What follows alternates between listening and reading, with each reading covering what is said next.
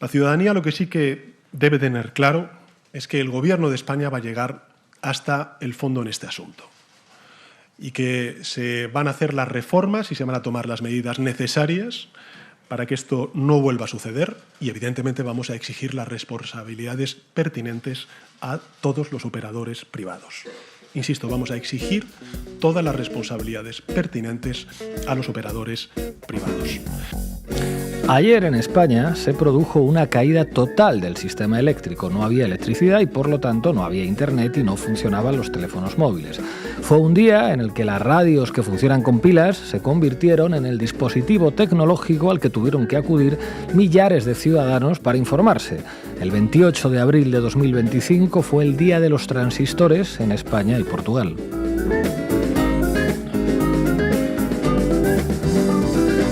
Hubo muchas personas que estuvieron varias horas sin saber dónde y cómo estaban sus seres queridos, que se quedaron atrapadas en trenes, en ascensores, bloqueadas dentro de su propio coche. El día en el que enfermos vieron temporalmente cancelados sus tratamientos médicos. No duró mucho, es verdad, pero lo de ayer fue un colapso en toda regla que puso a prueba los servicios públicos y que sirvió para evaluar un sistema energético muy privatizado de cuyas fallas ya habían advertido algunos expertos. Es pronto para sacar conclusiones, pero hoy en La Base vamos a tratar de hacer periodismo con rigor para entender qué pudo pasar en un momento en el que muchos medios se apresuran a defender a las compañías energéticas privadas de las que dependen y difunden material informativo defectuoso que apunta a ataques de enemigos exteriores que vendrían a justificar el aumento del gasto militar. Ayer, como en pandemia, se volvió a ver que es lo público lo único que protege a los ciudadanos en los momentos más difíciles. Es por eso que hoy toca volver a señalar una obviedad, que la economía y los sectores estratégicos deben estar siempre bajo control público. Y sí, el control público de la energía y las telecomunicaciones es de lo más sensato que podría hacer una sociedad. De hecho, el socialismo es la manera probablemente más sensata en la que podría organizarse una sociedad. Bienvenidos y bienvenidas a La Base. La Base, con Pablo Iglesias, Irene Zugasti, Manu Levín e Ina Afinogénova. Bueno, pues ayer no hubo base porque nos pilló el apagón y no pudimos grabar nada ni hacer nuestro trabajo y aquí estamos hoy para explicarlo. Irene Zugasti, ¿qué nos traes? ¿Qué tal? Pues precisamente una cronología de los hechos, sobre todo para la audiencia en América Latina que nos preguntó mucho ayer que dónde nos habíamos metido, y vamos a hablar de una protagonista en la sombra, Red Eléctrica Española. Manu Levín, ¿qué dicen los papeles? ¿Qué dicen los papeles? Bueno, vamos a ver el problema que tenemos de desinformación en las redes sociales. Las redes sociales son un lugar lleno de desinformación y frente a eso vamos a ver el honorable trabajo que hicieron los medios convencionales. No se lo pierdan. No hay que perdérselo. Ina Afinogénova. Bueno, vamos a indagar un poco en la causa y ahora todos apuntan a las energías renovables, pero resulta que no es el problema, ¿no? El problema es el modelo. Hablaremos de ese modelo y sobre qué es lo que le falta. La culpa es de los comunistas, la culpa es de las energías renovables. En fin, hoy contaremos con Antonio Turiel, investigador científico del Centro Superior de Investigaciones Científicas, la institución pública científica más prestigiosa de España. Arrancamos, Xavi. La Base de datos. Informa Irene Zugasti. Todo tuyo. Pues muchas y muchos de ustedes nos preguntaban ayer, especialmente, como decíamos, desde Latinoamérica, ¿por qué no estábamos emitiendo el programa? Bueno, pues para quienes todavía no se hayan enterado, ayer lunes millones de personas en la península ibérica y el sur de Francia sufrimos un apagón eléctrico masivo que en algunos territorios se extendió por más de 15 horas. El suministro se interrumpía en torno a las 12:33 del mediodía de ayer por causas aún desconocidas, en lo que ya se ha bautizado como el Gran Apagón. Pero se hizo la luz de nuevo en este estudio y vamos a explicarles lo que sabemos hasta ahora, sin teorías conspirativas ni oportunismos, porque si la situación fue un shock con la luz apagada, todavía peor fueron las tertulias y opiniones que circulan desde que volvieron a funcionar los interruptores. Como nosotras queremos ser rigurosas, vamos a contarles lo que está confirmado de este apagón, porque como dice Laura Arroyo, es una noticia en gerundio. Sí, así es, así que vamos con la cronología. Un poquito después de las 12:30 hora peninsular de ayer, se producía un apagón masivo que afectaba a todo el territorio del Estado español, excepto Canarias, Baleares, Ceuta y Melilla, y afectaba también a gran parte de Portugal. La red eléctrica ibérica se desconectaba automáticamente de la red europea. El suministro eléctrico colapsaba debido a la pérdida súbita de 15 gigavatios, que era aproximadamente el 60% de la energía consumida en ese momento, en un lapso de solo 5 segundos, desencadenando oscilaciones en el sistema y la desconexión con la red francesa. Aunque, ojo, la zona sur, sobre todo Iparralde, fue brevemente afectada. En un principio, todas las hipótesis se pusieron sobre la mesa, si bien el fallo técnico era el principal, aunque el gobierno no descartaba ninguna posibilidad. El operador de red de Portugal, REN, Red Eléctrica Nacional, afirmó en un principio que las interrupciones del suministro eléctrico del país se podrían deber a un fallo en la red eléctrica española relacionado con un fenómeno atmosférico inusual. Pero la Agencia Estatal de Meteorología Española confirmaba esta mañana que no se había registrado ningún fenómeno atmosférico de esas características. Esta mañana Red Eléctrica descartó que el apagón hubiera sido motivado por un incidente de ciberseguridad, otra de las hipótesis que circularon en sus instalaciones, y apuntó a 2 pérdidas de generación independientes previas al corte de suministro. Según conclusiones aún preliminares, concluye Red Eléctrica que no ha habido ningún tipo de intrusión en los sistemas de control que pudieran haber ocasionado este incidente. Escuchen. Hemos tenido la colaboración del CNPIC, INCIBE, del CNI, y esta mañana pues hemos podido concluir que efectivamente no ha habido ningún tipo de intrusión en los sistemas de control de red eléctrica que pudieran haber ocasionado el incidente. Vamos, que tras todo lo que hemos tenido, os cantará Manu, que leer y que escuchar desde ayer, parece que Red Eléctrica asume el fallo de generación y descarta el ciberataque. Pero volvamos al mediodía de ayer. A la 1:30 se comenzaba a recuperar tensión una hora después, sobre todo por zonas del norte y del sur peninsular, y el suministro de electricidad se iba restableciendo progresivamente en la península. Pero muchos territorios, no obstante, estarían todavía muchas horas sin luz, afectando pues a transporte, servicios públicos, industria y hogares, claro. Vamos, paralizando la vida cotidiana de todo un país. El transporte ferroviario se cortó en toda España, se clausuraron metros como el de Madrid, el de Valencia o el de Barcelona, se restringieron un 20% de las llegadas aéreas y se reportaron niveles rojos de tráfico en ciudades como Madrid, como Barcelona o como Sevilla por la falta de semáforos. Red Eléctrica Española informaba de que el colapso duraría entre 6 y 10 horas y el Gobierno de España activaba planes de emergencia en varias comunidades autónomas. El Consejo de Seguridad Nacional, presidido por Pedro Sánchez, se reunía para coordinar la respuesta. El presidente del Gobierno compareció en 2 ocasiones a lo largo del día de ayer. La primera, sobre las 6 de la tarde, fue la que afirmó desconocer el origen del apagón, aunque también confirmaba que estaba en contacto permanente con socios europeos y la OTAN, entre otros actores como la Casa del Rey y grupos parlamentarios, para coordinar acciones y gestionar la crisis energética. Pero ni la OTAN, ni la Casa Real, ni los socios europeos sostuvieron la vida durante las horas sin luz en ciudades y pueblos. Fueron los servicios públicos, los conductores de autobús, las trabajadoras de los centros sanitarios, los servicios de emergencias. Así fue. Y en la segunda comparecencia del presidente de Gobierno, ya alrededor de las 11 de la noche, afirmó que ya se habían restablecido casi el 50% del suministro eléctrico nacional, según siempre datos de Red Eléctrica, y que prácticamente todas las comunidades autónomas registraban mejorías. Así que el objetivo era recuperar la red en lo que quedaba de la noche mediante lo que llamó 3 palancas: las interconexiones con Francia y Marruecos, los ciclos combinados de gas y las centrales hidroeléctricas. Aún así, hasta esta misma madrugada, muchas zonas de España y Portugal se han mantenido sin luz, si bien a primera hora de esta mañana del martes ya se había recuperado el 99% del servicio de la demanda eléctrica. Pero contadnos, ¿quién es esta red eléctrica que ayer era la única fuente informativa que informaba sobre el estado del suministro y de cuya información pendía todo el Estado? Pues Red Eléctrica de España es un holding español que actúa en el mercado eléctrico internacional, aunque es el mercado español su fuente principal de ingresos. Su misión, como operador del sistema, es asegurar el funcionamiento del sistema eléctrico y garantizar en todo momento que haya continuidad y seguridad en el suministro pues, de esa energía. Establece las previsiones de demanda y opera en tiempo real las instalaciones de generación y de transporte eléctrico. Y ustedes se preguntarán, claro, ese servicio será público, puesto que maneja un sector esencial como es la energía eléctrica, ¿verdad? Pues va a ser que no, Pablo, en absoluto. Red Eléctrica Española no es ni tuya, ni suya, ni mía. Es un operador en manos, entre otros, por ejemplo, de BlackRock y otros muchos ilustres accionistas de este consorcio, que es en realidad en un 80% propiedad de grandes empresas y de fondos de inversión o manos privadas. Esta triste historia del oligopolio eléctrico español se remonta a 1988, bajo el gobierno de Felipe González, cuando se inicia la reestructuración del sector. Llámelo reestructuración, llámelo privatizaciones made in PSOE.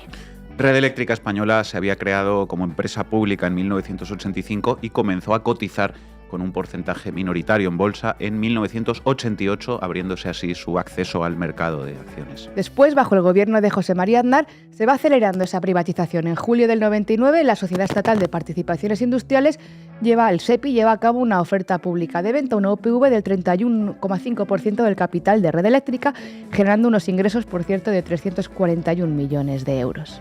Esta operación marca un hito en la transición de Red Eléctrica Española hacia un modelo de propiedad mayoritariamente privada mediante un procedimiento de bought deal, de venta de paquete de acciones a un precio fijo y acordado de antemano, pues se va reduciendo aún más la participación estatal. Muchos de los arquitectos de esa privatización acabaron sentándose en sus consejos de administración, por supuesto. Y así hasta hoy, donde solo el 20% de Red Eléctrica Española permanece en manos públicas del SEPI. El resto, el 80%, está en manos privadas, como os decíamos. Por ejemplo, hay un 5% que pertenece a Ponte Gadea Inversores SL, que es el brazo inversor de Amancio Ortega. Con Zara hemos topado. Y un 4,6% pertenece a BlackRock, el fondo buitre que les sonará, lo contamos aquí a menudo, saquea nuestro mercado inmobiliario, nuestro derecho a la vivienda, además de otros muchos sectores que también saquea. El capital social de la compañía es de 270.540.000 euros, que se encuentra representado por más de 541.000 acciones al portador.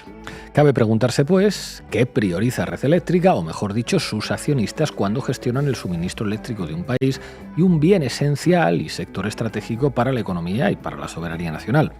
Bueno, Pablo, pues igual unos datos más para terminar nos arrojan una respuesta a esa pregunta. Las principales compañías energéticas españolas cotizadas en bolsa, Iberdrola, Endesa, Naturgy y Repsol, registraron beneficios récord en 2024, en gran parte, ¿por qué? Pues gracias a los precios, a la subida de precios en los mercados energéticos y a la inestabilidad de los mismos, sobre todo del gas. El beneficio neto total de las 4 compañías fue de 11.000 millones de euros, lluvia de dividendos para todas. Mientras, la pobreza energética sigue siendo un problema en España y si no, pregunten en Cañada Real, apenas a 10 minutos en coche de Madrid, donde llevan 5 años sin electricidad. Según datos de 2024, el 11,5% de los hogares españoles, unos 2,1 millones de familias más o menos, enfrentan dificultades para pagar la factura eléctrica. Quizá no suene tan descabellado eso de un impuesto permanente a las energéticas. Es más, quizá lo menos descabellado sería una empresa pública de energía que pueda regular el mercado, como ocurre en otros países europeos como Francia o Noruega. Además, esto facilitaría la transición energética hacia otras fuentes, porque el elemento climático aquí es esencial, aunque algunos pues busquen explicaciones en la nave del misterio o en las amenazas rusas. Antonio Turiel, que hoy estará con nosotros, físico teórico y divulgador del CSIC, advertía ya de que otros apagones de emergencia que se han producido en España en los años pasados, que detalla en su libro El futuro de Europa, reflejan la fragilidad del sistema eléctrico. Estas desconexiones de emergencia para estabilizar la red son consecuencia de varias cosas, entre ellas la intermitencia de las renovables, la dependencia de fuentes convencionales como el gas para estabilizar picos de producción, recuerden el Nord Stream, y un modelo energético saturado que prioriza intereses económicos sobre la estabilidad y la seguridad real de las personas, poniendo en evidencia pues que necesitamos un decrecimiento energético planificado. Y una reflexión más. Algunos quizá querrían caos, miedo o sacarle brillo a los kits de emergencia para encerrarnos en casa solos, aislados y pertrechados de suministros comprados en Mercadona. Pero ningún kit vale de nada sin la solidaridad, el cuidado mutuo, los derechos laborales, los servicios públicos que resistan las crisis. Ni 10, ni 100, ni 10.000 millones de euros metidos en la industria militar y de la guerra nos protegerán de los mismos capitalistas que las provocan. Hay más dignidad en un corro de vecinas compartiendo transistor que en todos los consejos de administración de las eléctricas. Gracias, compañeras. Esa es la lección que nos deja el día de ayer, que lo público y los servicios públicos son lo que nos cuida y lo que nos salva, incluso en los momentos más críticos. Por tanto, si queremos reforzar nuestra seguridad, lo que tenemos que hacer es lo contrario de lo que ha planteado el Gobierno en las últimas semanas. Precisamente lo que tenemos que hacer es destinar más fondos, destinar más recursos económicos y personales a reforzar esos servicios públicos que en los momentos críticos, en los momentos difíciles, nos cuidan y nos salvan a todos. Manu Levín, todo tuyo. Vamos, compañeros. Titulares al banquillo. El análisis mediático de Manu Levín. Vamos del tirón, dale al play, Rocío. Vamos a ir enseguida con la cronología de un día que, por cierto, ha estado lleno de bulos porque las redes están así, sobre todo sobre la causa y las consecuencias del apagón. Importante informarse bien. Ya saben que este tipo de crisis pues, es un terreno abonado para los agitadores, para los conspiranoicos, para los profesionales de la desinformación. Es una de las recomendaciones que ha lanzado esta tarde el presidente del Gobierno: informarse por canales oficiales. Desde el apagón, los bulos han corrido por las redes a la velocidad de la luz. No propaguemos, no hagamos caso a informaciones de dudosa procedencia, como ha ocurrido en otras crisis. Porque desde que en España nos quedamos sin energía, se ha especulado con que el corte no solo afectaba a España, Portugal y una pequeña parte de Francia, sino también a buena parte de Europa. España, Portugal, Francia y supuestamente Alemania. Una de las primeras hipótesis falsas apuntaba a que la presidenta de la Comisión Europea había reconocido un ciberataque por parte de Rusia, lo que no es cierto. Sabemos perfectamente que estas crisis son propicias para la propagación de bulos, que lo que hacen es polarizar y inocular desasosiego al conjunto de la ciudadanía. Bulos en redes sociales que hablan de muertos por el apagón, saqueos, inseguridad y todo ello sin aportar una sola prueba. Sigamos únicamente información oficial. E incluso se especulaba con que un incendio podría haber provocado estas llamaradas en la refinería de Petronor, aunque solo era fruto de la activación de un sistema de emergencia. Los operadores de la red eléctrica de Francia han tenido que desmentir que un incendio allí sea el causante del apagón, mientras que los de Portugal habrían desmentido que culpen a un fenómeno atmosférico extraño. Bulos que circulan por redes más rápido que ninguna verdad. Ojo con los bulos que corren mucho en las redes sociales, así están las redes sociales. Mucho cuidado con las redes sociales y con los bulos. 3 veces insiste La Sexta en señalar a usuarios random de X o de TikTok como los responsables de las toneladas de desinformación que ayer circularon por todo el país. Las redes, ya. Siempre ha habido rumores en este mundo, claro, y más en situaciones de desconcierto total como esta. El problema, como dice La Sexta, no es ese. El problema son los profesionales. Los profesionales, es decir, ellos mismos. Dale al play, Rocío. ¿Por qué no sería la primera? Donald Trump está reflexionando. Se ha tomado unos días para reflexionar qué va a hacer en la guerra de Ucrania.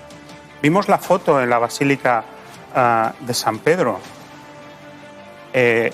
Todo apunta a una semana crítica para la guerra de Ucrania. Si descartamos el accidente y apuntamos a la vía del ataque, ¿quién está realizando este tipo de sabotajes en Europa? Es Rusia. Rusia está intentando desde un principio ejercer un coste que los países europeos que apoyan a Ucrania paguen un precio. El Centro de Estudios Internacionales Estratégicos de Washington cuantificó esta espiral de ataque el año pasado, en el mes de marzo. Del 2002 al 2003, este tipo de sabotajes se ha multiplicado por 4 y del 2023 al 2024 por 3. Y no es solo que de repente un almacén en Lituania, coja fuego, o no es que algo muy puntual como un cable submarino casualmente sea cortado. Ya estamos hablando de una escalada y estamos hablando de apuntar a infraestructura básica, estratégica, como es la distribución de agua, la distribución de electricidad. Incluso asesinatos. El CEO de una de las empresas de defensa más importantes de Alemania estuvieron a punto de asesinarlo. Por lo tanto, todo esto en este contexto, en esta semana crítica, apunta a que si no es un accidente, alguien lleva mucha carrerilla, mucha ventaja, incluido en el terreno de los ciberataques, para defender lo que a lo mejor no va a poder seguir defendiendo en el campo de batalla en Ucrania. Ay, por favor, la sexta.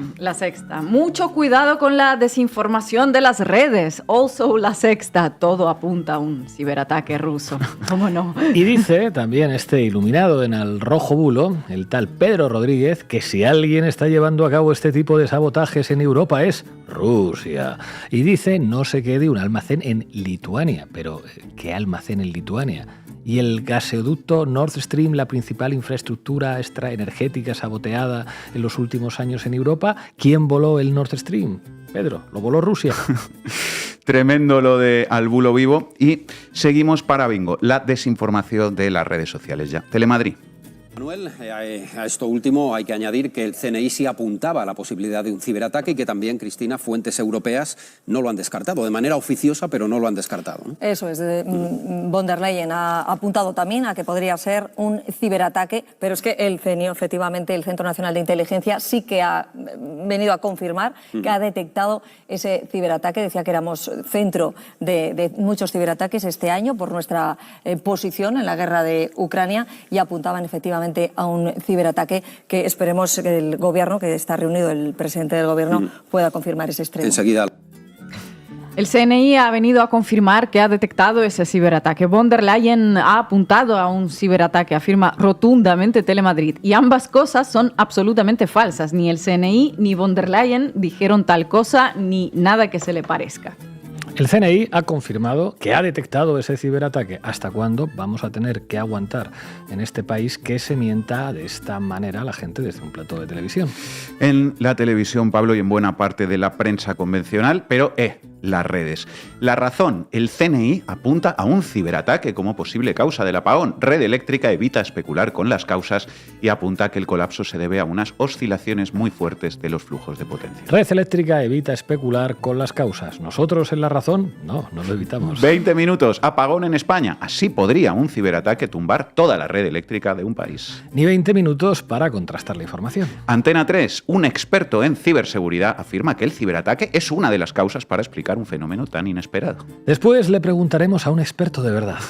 La Derecha Diario, apagón en Europa. Portugal afirma que la causa fue un ciberataque. Javier Negre informando desde Argentina. Diario Marca, los motivos que han provocado el apagón. El corte eléctrico podría estar causado por un ciberataque. Bulos en los titulares, marca de la casa. Marca de la casa. Que a ver, por poder podría, ¿no? Podría estar causado por un ciberataque, también podría estar causado, pues no sé, por un meteorito o por una maldición divina o por una invasión alienígena. ¿Podría o no podría, compañeros? Pues eso, más. Artículo 14, ciberataque. ¿Quiénes pueden ser los enemigos de España en el ciberespacio? A falta de una hipótesis oficial, nadie descarta hasta ahora el sabotaje cibernético como hipótesis de la caída del suministro eléctrico en España y Portugal, y habla artículo 14 de Rusia, Irán, Israel o Marruecos. Ya, según parece, los enemigos de España en lo que a la verdad se refiere no están en desiertos remotos ni en montañas lejanas, como dijo aquel infausto personaje con bigote. Están en las redacciones de muchos medios de comunicación con sede en Madrid. En fin, desfachatez absoluta de las grandes corporaciones mediáticas echando balones fuera con la desinformación cuando son ellos los profesionales, como decía La Sexta. Y por lo demás, ¿qué más se puede decir sobre el papel de los poderes mediáticos en el gran apagón? Pues os comento que ayer también hubo en columnas y platos, lo habréis visto seguramente, Campeonato Nacional de Arrimar el ascua a tu sardina. Es lo que podríamos llamar el sardinismo español, ya os lo decía yo y los hechos me dan lo mismo. El sardinismo, pues Campeonato Nacional de Sardinismo que hoy continúa. Tenemos a los de Vox, por ejemplo, diciendo que todo esto demuestra que hay que hacer muchas centrales nucleares, nada que ver, y la progresía mediática tampoco decepcionada del Rocío. Empiecen a circular aquí las teorías de la conspiración, pero sea como fuere, lo que yo creo que esto demuestra es que si nos tomamos en serio esto del rearme, esto de la defensa, las infraestructuras críticas lo son, en un caso y en el otro. También se vio en el aeropuerto de Heathrow, cuando hace poco también colapsó. Hay quien sabe ganarse el sueldo. Se ha ido la luz, así que, sea como fuere, hay que comprar armas. Esto con más F-16 no nos pasaba. 10.000 millones en gasto militar no es nada, camarero. Mejor que sean 20.000. Y otros 10 contratos con Israel sin arreglo. No? Medalla de oro en sardinismo estilo libre. Tenemos ganadora. Lo de la luz se soluciona con más gasto militar. Sí, ayer se volvió a ver algo, por más que los medios se llenaran de ciberataques rusos, es que las amenazas reales a la seguridad en España son pandemias, danas, crisis energéticas, no que Putin vaya a invadir la Catedral de Burgos, pero en fin.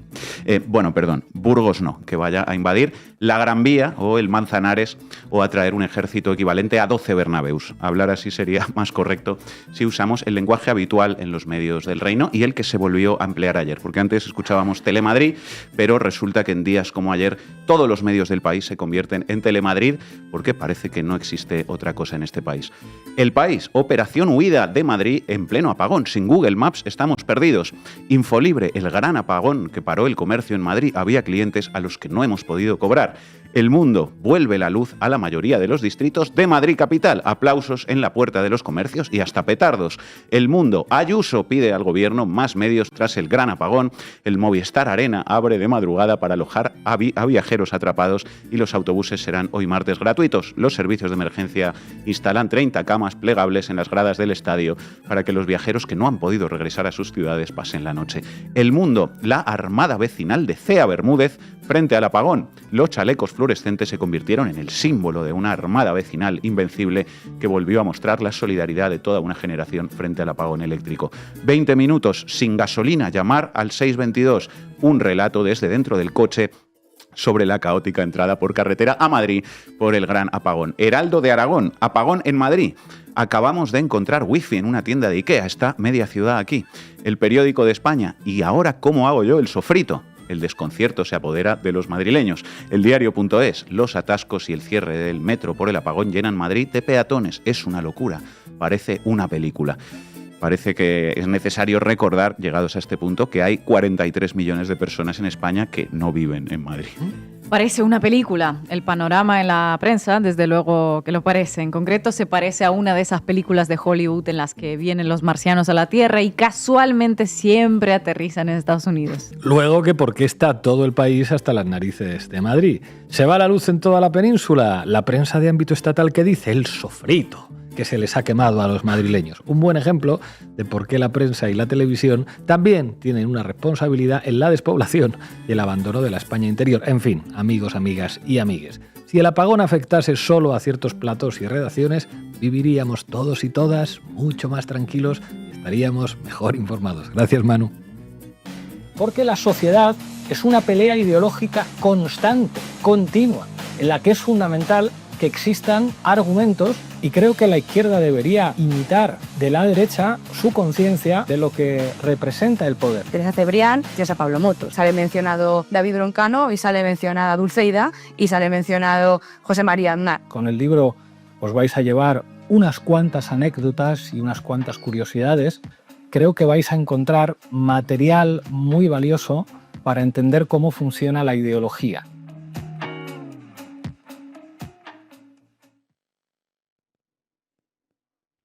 Todo tuyo, compañera. Hablemos del capitalismo. Vamos. ¿A qué me invitan? El análisis internacional de Ina Afinogénova.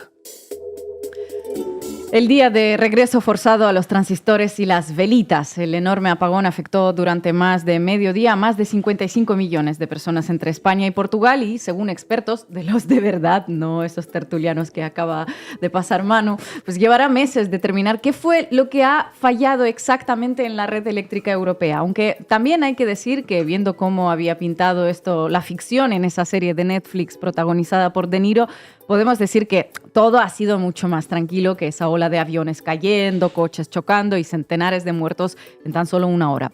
Fuera de la ficción, la cosa no fue para tanto, así que vayamos con la realidad mejor. Una de las primeras explicaciones técnicas llegó desde Portugal. La red eléctrica, como ya repasábamos con Irene, declaró que por cambios extremos de temperatura en el interior de España se produjeron oscilaciones anómalas en las líneas de muy alta tensión, lo que derivó en la desconexión total. Algo que la Agencia Estatal de Meteorología Española desmentía hace tan solo unas horas, diciendo que no habían registrado ningún fenómeno atmosférico inusual. De todas maneras, una explicación así sobre cambios de temperaturas a los no especialistas en energías renovables, que somos la aplastante mayoría, nos ha generado más dudas que certezas. ¿Cómo es posible que unos cambios de temperatura bruscos resulten en un apagón en media península o en toda la península? ¿No hay sistemas de respaldo? ¿Algo que haga esto evitable, Ina? Si consultamos a expertos en temas energéticos como Antonio Turiel, a quien vamos a tener hoy en el programa, o Javier Blas, columnista de Bloomberg especializado en energía, nos enteraremos de que el equilibrio, o más bien el desequilibrio de las redes eléctricas cada vez más dominadas por las energías renovables, es algo de lo que se viene alertando desde hace tiempo. ¿De qué hablo? A ver si me explico. Para empezar, decía Antonio Turiel en una entrevista de hace unos meses a los compañeros de Colectivo Burbuja que la energía renovable, la eólica, la fotovoltaica, son energías bastante poco fiables, mucho más inestables que las fuentes de energía de las que el mundo ha dependido durante el siglo pasado, los reactores atómicos, las plantas de energía a carbón, etcétera. Escúchenlo un poco. La gente tiene tendencia a plantear los debates de una manera muy binaria, es todo o nada, sí o no, y esto no es así. Es decir, aquí el problema fundamental es la escala. ¿Es posible integrar energía renovable con sistemas masivos en una alta tensión? Sí, a una cierta escala. El problema es cuando intentas pasar de esta escala. Te empiezas a encontrar que la energía renovable, por sus características, es una energía poco fiable y muy diferente de la que se suele generar, de la que históricamente se ha generado en el sistema eléctrico. No es cuestión de todo o nada, decía Antonio Turiel. Las renovables no son un problema, pero depende de la escala de su implantación. España, para que nos hagamos una idea, está camino de convertirse en líder en energías verdes. El año pasado, según el diario The Guardian, de toda la electricidad consumida aquí en España, un 56% correspondió a la energía renovable. Esto es una buena noticia, una posibilidad para España de reducir su dependencia de las importaciones de energía, por ejemplo, pero a la vez plantea pues toda una serie de desafíos y de riesgos. Esos riesgos los planteó Javier Blas en una columna para Bloomberg publicada a pocos días del apagón. Es hora de analizar cómo la electrificación de todo conlleva sus propios desafíos, advertía. ¿Cuáles son? El equilibrio de la red eléctrica, que es muy delicado porque las energías renovables como la solar o la eólica son intermitentes. Dice que uno de los riesgos de ese tipo de energía es la naturaleza misma de la electricidad. La oferta y la demanda de electrones deben coincidir cada segundo, cada minuto, cada hora, cada día. Los mercados del carbón, el gas y el petróleo cuentan con numerosos amortiguadores y reservas que compensan cualquier fallo. La electricidad no cuenta con ese lujo. Esto hace que el sistema sea más vulnerable. Una torre de alta tensión que se cae puede provocar un apagón regional. Un ciberataque puede desconectar grandes franjas de la red. Insisto, la columna se publicó pocos días antes del apagón, pero es que Antonio Turiel también explicaba esto mismo en enero. Porque es en ese momento, por el motivo que sea, por eventualidades que en el sistema eléctrico se producen cada 2 por 3. Desde luego, me compadezco de los pobres técnicos de red eléctrica que hayan tenido que gestionar la red eléctrica estos días, porque deben de estar al borde del infarto. Porque eventualidades en un sistema tan complejo como la red eléctrica pasan cada día. Si se llega a producir una eventualidad de mediano calibre, te puedes encontrar que apagas medio país. Evidentemente los tíos de red eléctrica son muy buenos. Ya intentarían hacer sistemas de apagones giratorios no rotativos entre esas zonas para intentar evitar la catástrofe, pero claro, no es tan sencillo, porque es un equilibrio delicadísimo el que tiene la red eléctrica y a pesar de que la gente es muy buena y tiene mucha experiencia, llega un momento en el que se están generando grandes descompensaciones. Tened en cuenta que esto es una onda que además no es la misma en todas partes de la red. El riesgo que hay de desequilibrio es gigantesco. Si se llega a producir una eventualidad, te puedes encontrar en que apagas a medio país y las eventualidades son frecuentes. Para que no se produzcan, tal vez lo que se requiere es una gestión de red constante para garantizar ese equilibrio del que hablan. Que la red no se sobrecargue por un exceso de generación ni se quede corta por una suerte de escasez. Javier Blas cita en su columna de Bloomberg un documento confidencial de la Agencia Internacional de la Energía, nacida a raíz de la crisis petrolera de 1973, que afirma que la seguridad eléctrica es más importante que nunca ahora mismo porque surgirán desafíos sistémicos al equilibrar las redes cada vez más dominadas por las renovables durante periodos prolongados de baja generación. ¿Qué quieren decir con esto? Pues que en un mundo que necesita más que nunca un suministro de energía en modo 24/7, 2027, no está muy claro cómo funcionará la red que depende de si hoy brilla el sol o sopla el viento. Eso lo dice literalmente esta columna de Bloomberg. Si el clima no ayuda, los mayores expertos en energía reconocen que no está claro qué es lo que puede pasar. Bueno, quizá ayer se aclaró un poquito qué es lo que puede llegar a pasar. Bueno, si la idea es electrificarlo todo y seguir en los mismos niveles de consumo de energía que hasta ahora, pues se necesita una inversión enorme en herramientas que mantengan un funcionamiento normal de todo el sistema, ¿no? Y este es otro de los desafíos, dice Blas, porque no se invierte en estas nuevas herramientas por la volatilidad de los precios de la energía eléctrica. En comparación con los combustibles fósiles, los precios de la electricidad han fluctuado drásticamente en los últimos 5 años. En Alemania, en 2020, los precios de la energía al por mayor para el día siguiente han pasado de los 687 euros por megavatio hora a los menos 5 euros por megavatio hora. Esto no solo supone un problema para los consumidores, sino también dificultades para tomar decisiones de inversión por parte de los productores. Las energías renovables y la necesidad de costosas centrales eléctricas de gas como respaldo durante periodos de mal tiempo, pues son la principal causa de esta volatilidad. Vamos, que no se sabe si es rentable invertir en ello, mucho mejor dentro de estas lógicas de costos y beneficios, tirar con el sistema existente y afrontar lo que se venga, ¿no? En fin, que a juzgar por estas opiniones, los problemas de esta índole, causados por los desequilibrios en las redes eléctricas a medida que avance la transición energética, van a ser bastante recurrentes. Según Blas, se les ha hecho caso omiso a lo largo de mucho tiempo y reconocerlo es el primer pasito para solucionarlo. Dice que reconocerlos forma parte del realismo eléctrico, nada que ver con el negacionismo climático. Sin embargo, la cuestión de fondo, como ha repetido el propio Antonio Turiel esta mañana en El Tablero, no es tanto el tema de las energías renovables, ni mucho menos el del cambio climático, que es algo científicamente demostrado. La cuestión es un sistema ultraconsumista en el que todo se mira desde el prisma de la rentabilidad, porque todo está en manos de grandes corporaciones que solo se van a fijar en eso. Y esto obviamente tiene consecuencias. En medicina, pues negarse a tratar las enfermedades que no les salen rentables o cobrar millones de euros por ello.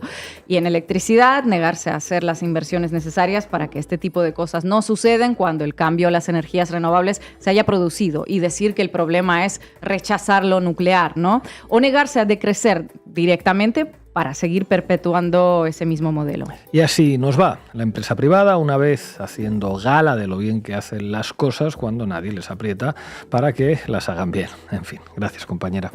Hoy es el alcalde de Madrid el que, prohibiendo la presentación de un libro en Vallecas, ha vuelto a obligar a que la Garibaldi sea noticia. Pero su arrogancia nos ha dado una idea. Desde hace tiempo la Garibaldi se nos queda pequeña. Queremos un sitio más grande que nos permita ampliar las actividades del espacio y acoger a más gente. Por eso lanzamos este crowdfunding. Ayúdanos a que muy pronto podamos mudarnos para que la Garibaldi crezca. Apoya la libertad. Apoya la Garibaldi.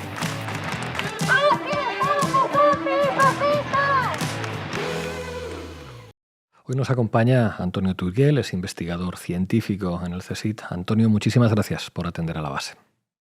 Hola, ¿qué tal? Antonio, te he escuchado decir esta mañana algo que me parece muy relevante. Has dicho que lo que ocurrió ayer podría tener que ver con la codicia de las grandes empresas privadas de energía. ¿Podrías explicar esto, por favor, para dar contexto a todo lo que ha ocurrido? Bueno, a ver, lo que pasó ayer es que se ha puesto un montón de electricidad generada por sistemas fotovoltaicos en una red de alta tensión, sin poner sistemas de estabilización cuando se sabe que esto es algo que se tiene que hacer. Entonces ahí, bueno, pues no se ha hecho porque era más barato ponerlo sin estos sistemas y hasta ahora esto había funcionado porque la propia red estabilizaba la corriente. Pero ayer pasó que había pues un 60% de electricidad generada por medios fotovoltaicos y allí lógicamente se necesitaba algo más. Y encima, por si esto no fuera suficiente, todavía podrías compensar el problema si tú tuvieras centrales de gas de ciclo combinado a la espera, quemando gas, manteniéndose preparadas al ralentí, pero no se ha hecho porque no querían quemar gas, porque el precio de la electricidad estaba muy bajo y entonces han preferido apagarlas y las han apagado del todo. Con lo cual, además, luego cuando se han tenido que poner en marcha, eso ha llevado horas. Entonces ha sido una imprudencia increíble que yo creo que no se tiene que consentir porque además yo creo que actualmente la regulación es bastante clara respecto a la calidad y las especificaciones de cómo se tienen que poner los sistemas de producción de electricidad. Y aquí, pues por ganar un poquito más de dinero, han dejado el país a oscuras y todavía, bueno, pues las consecuencias han sido relativamente menores. En otra ocasión nos podemos encontrar que esto cueste repararlo días y no son semanas. Antonio, ¿qué es lo que cabría esperar del gobierno, en este caso de quien tiene la responsabilidad pública de regular el mercado de la energía, que fuera ahora la respuesta? ¿Qué es lo que habría que hacer con estas empresas? ¿Qué es lo que habría que hacer con el mercado eléctrico? Mira, desde el año 2022, que se vio que había muchos problemas de inestabilidad, ha cambiado la regulación a nivel europeo, evidentemente también en España, y ahora se obliga a que todo lo que se instala nuevo cumpla unas especificaciones más estrictas de lo que había anteriormente, ¿no? Yo creo que lo que habría que hacer es simplemente obligar a que esas condiciones se apliquen también a los sistemas instalados anteriormente. Simplemente con eso ya sería suficiente para evitar los problemas actuales. ¿Qué pasa? Que las eléctricas se opondrán siempre porque significaría un gran desembolso económico que evidentemente no quieren hacer. Pero yo creo que aquí lo que hay que hacer es decir, mire, es que la seguridad del Estado, la seguridad de los españoles está por encima de ciertos intereses. Entonces, bueno, lógicamente buscaría la manera de cobrárselo de otro modo, pero yo creo que aquí lo que hay que decir es que es más importante la electricidad como servicio, la energía como servicio, que no pues el beneficio privado de unas empresas. En última instancia, yo creo que en algún momento se tiene que poder plantear que la generación de la electricidad sea un servicio público y no tenga por qué ser necesariamente algo regulado por las leyes del mercado y por empresas privadas. Antonio Turiel, muchísimas gracias por tu análisis y por regalarnos tu tiempo a Canal Red. Hasta pronto. Venga, hasta luego. Llegamos al final del programa. Recuerden hacerse socios y socios de Canal Red en apoya.canalred.tv o en el QR que aparece aquí en sus pantallas a mi izquierda. Les dejamos con un tema de Estopa que se llama Apagón. Hasta mañana.